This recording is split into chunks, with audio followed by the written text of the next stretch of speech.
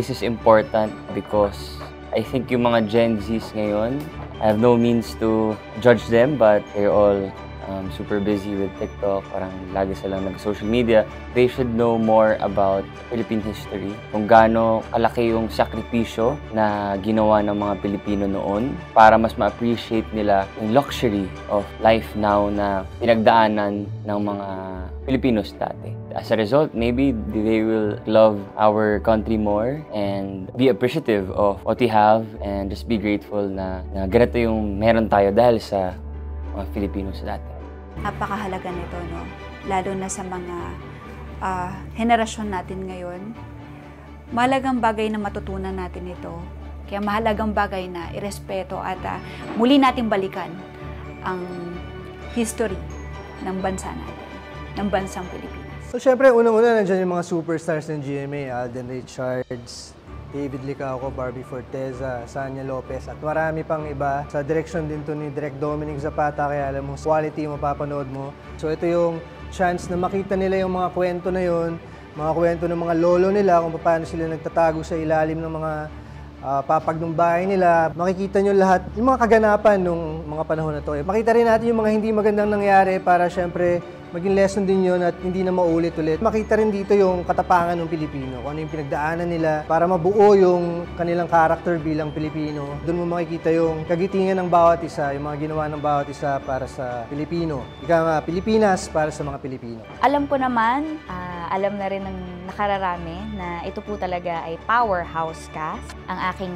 Ate Teresita, Sir Epi Quizon, Miss Angelou De Leon, at syempre ang ating pambansang ginoo, David Licauco, at ang Asia's multimedia star, Alden Richards. Natutuwa ako sa tuwing meron kaming eksena lahat, lalo na kapag kasama rin namin yung pamilya ni David, si Mr. Tanaka, si Sir Jackie Wu, hindi ba? Nakikita mo iba't ibang kultura, iba't ibang henerasyon. Iisa yung gusto, di ba? Magkaroon ng kapayapaan sa bayan natin. Ramdam na ramdam namin yun sa mga eksena namin kapag ginagawa namin yun. Kahit malalaking pangalan sila sa industriya, pag tumungtong sila sa set, makikita mo sila as their characters, not so much the stars that they are today. Kailangan, dapat panoorin po ang Pulang Araw. Hindi lang ng generation natin ngayon, kung hindi pati na rin yung mga generation dati. Para mabalikan natin yung kasaysayan natin, maalala natin na sa panahon ngayon na ang hirap mahalin ng bansa natin.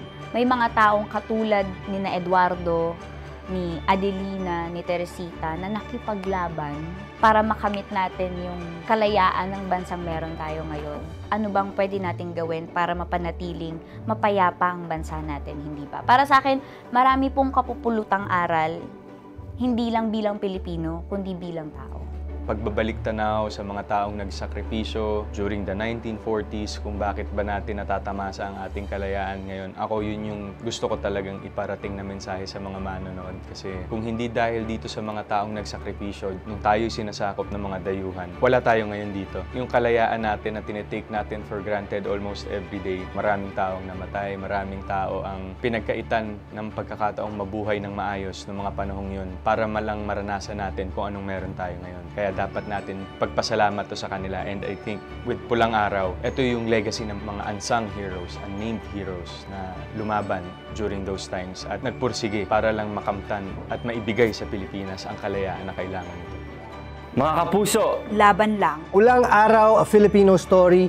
Lunes hanggang Biyernes, 8 p.m. After 24 oras, GMA Prime.